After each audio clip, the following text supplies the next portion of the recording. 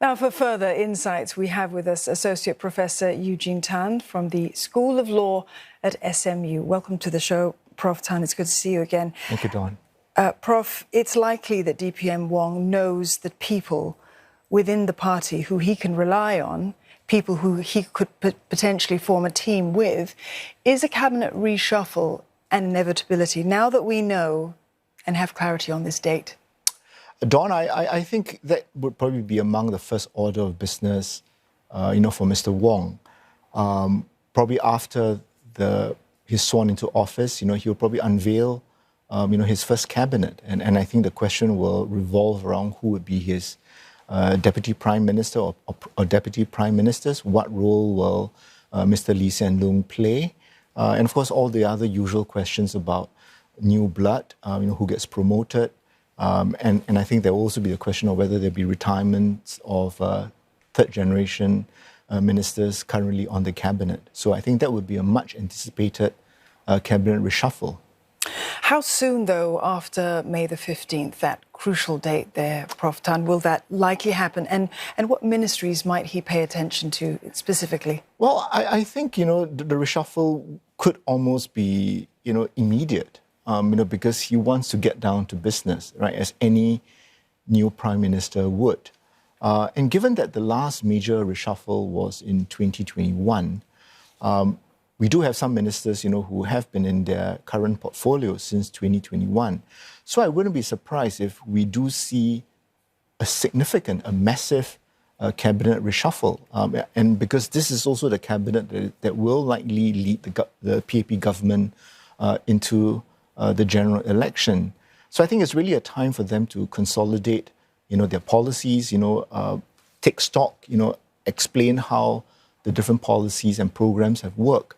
And in terms of, the ministries, I think, all ministries are likely could see new ministers, but I think it is in terms of the security ministries. So here we're talking about defense and home affairs, where the incumbent ministers have been there, for an extended period of time. So Dr. Hsien, for example, in defense, is coming close to almost 2 decades in the ministry. And so the need for the fourth generation leaders to take on these important portfolios, I think will be that there'll be these ministries that will be perhaps more closely watched than others. But I take the view that all ministries are important in today's context. Yes, certainly. Well, the focus has been on that May 15th date. But of course, this handover has been 2 years in the making after DPM Wong overwhelmingly received that endorsement from the ruling party to lead the fourth generation team. Prof Tan, let's take a look at the key dates that have actually led up to this announcement today. And Rebecca.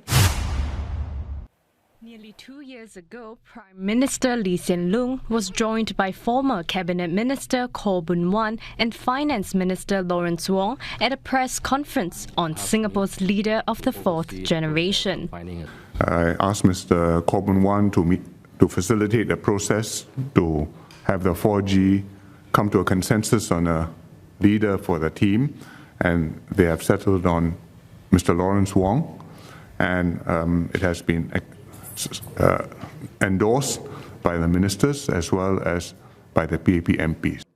An overwhelming majority chose Mr. Wong as their preferred chief. And the PM is in the cabinet, the primus inter pares. He's first amongst equals. They have collective responsibility for governing Singapore, which means that the PM must have the full support of his peers in cabinet, because otherwise the government cannot function. Mr. Lee said then that he will discuss with Mr. Wong on the best strategy for the party to fight the next general election. That when we seek to renew the mandate, we do so with the strongest possible team, that is ready to take on the mantle of leadership.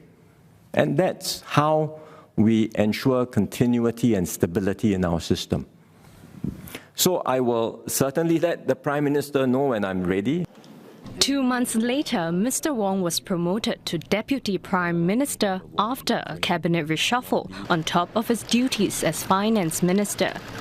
It's just At the country's most important political speech last year, PM Lee said that one crucial task is leadership renewal as Singapore prepares for the future. He had intended to hand over and step down before his 70th birthday in 2022, but COVID disrupted this plan. With the pandemic behind Singaporeans, his succession plans are back on track. I have every confidence in Lawrence Wong and his team. We share the same core convictions that we are stewards of Singapore, entrusted with the immense responsibility to lead and care for this nation. That our time as stewards is transient, but we are building a Singapore for the ages. And that our best service to this nation is to hand over a better, stronger Singapore to those who follow us. My team and I are deeply grateful to you for standing with us through thick and thin. Please give Lawrence and his team your fullest support too, now and after they take over. At a party convention last year, Mr. Wong says his biggest responsibility lies before him and that he knows the weight of his duty and demands of his job. I am ready for my next assignment. He promised that he is all in to give it his best. Many ask me, when will the leadership transition happen? I tell them, akan datang. It's a matter of time. In fact, as Secretary General repeatedly reminds me, the runway is short and it's getting shorter with each passing day. And so I've been working hard to get ready to receive the baton from him. In fact, Mr. Wong has given Singaporeans a taste of what leadership under him will look like, a more consultative style of governance. That's shown through one of his key projects, the Forward Singapore exercise, an effort he led to review and refresh the social compact. More than 200,000 Singaporeans were consulted in an 18-month-long exercise that highlight several key policy shifts. The government will do what it can too to engage widely, like what we have done in this Forward Singapore exercise, to create more avenues for participation so that all can contribute and we can become a more resilient and ever more united people. We have now a roadmap to build our shared future together. We have to translate this into concrete actions, policies, and results. We have a full agenda ahead of us, and we look forward to working with all Singaporeans to write our next chapter of the Singapore story. And in the studio with me, I'm speaking to Associate Professor Eugene Tan from the School of Law at SMU. We continue our conversation now on today's news. Prof Tan, we just heard there from DPM Wong talking about continuing the next chapter of the Singapore story. That's something that he said inspired him to get into politics, that he wanted to be a piece of that.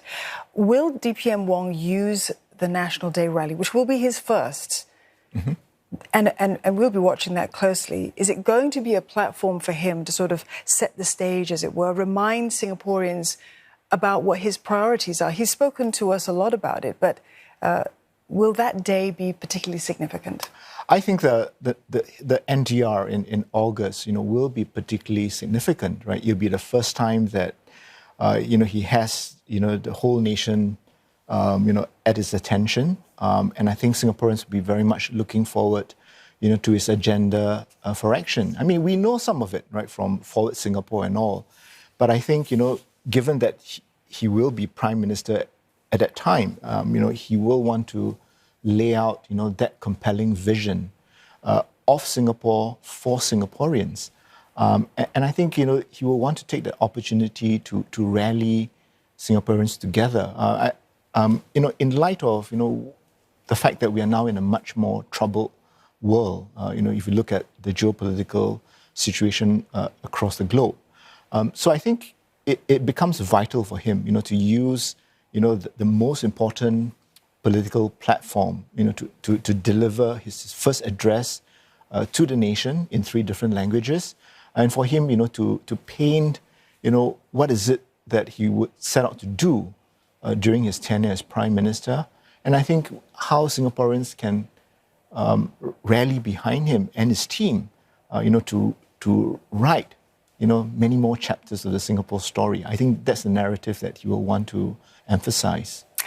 He will need a strong mandate, though, a mandate from the people. And in many ways, there will be those out there who will say he's already earned a great deal of trust, the trust capital that's necessary to be a leader, that occurred even during the COVID-19 pandemic, and maybe specifically because of that.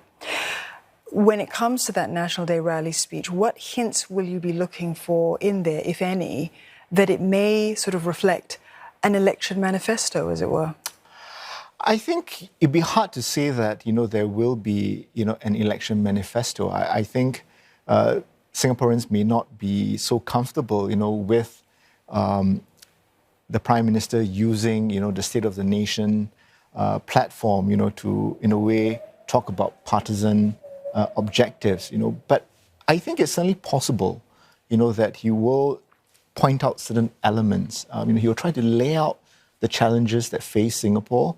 What is it that his team and him will do, to enable Singapore to rise above these challenges, and to write the Singapore story, and also how Singaporeans can contribute, to that narrative. So I wouldn't exclude, an election manifesto of sorts, being embedded within his rally speech.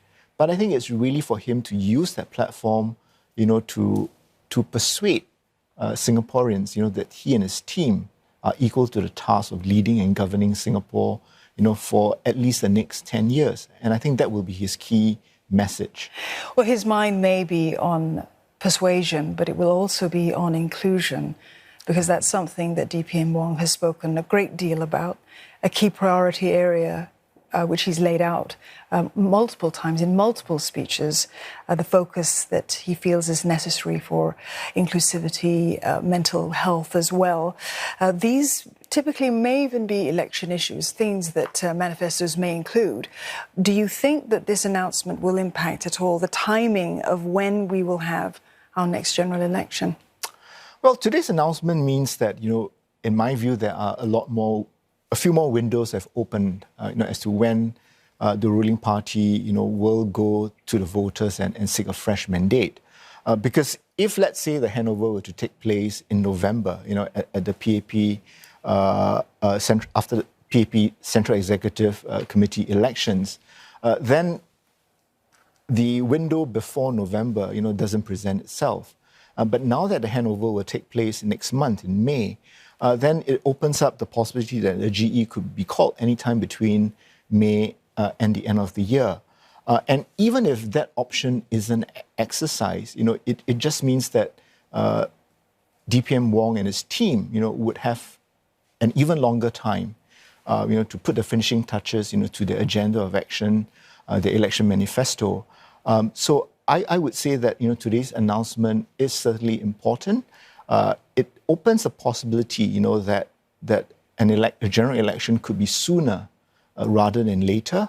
And since we're talking about the National Day rally, I think one possibility, the first window, could potentially be right after the National Day rally. So this rally will be very important in many respects. Yeah, it certainly will be. And when that election date is called, it will be all hands on deck for all political parties. Definitely. Prof Tan, thank you very much for those thoughts. Associate Professor Eugene Tan there from the School of Law at SMU.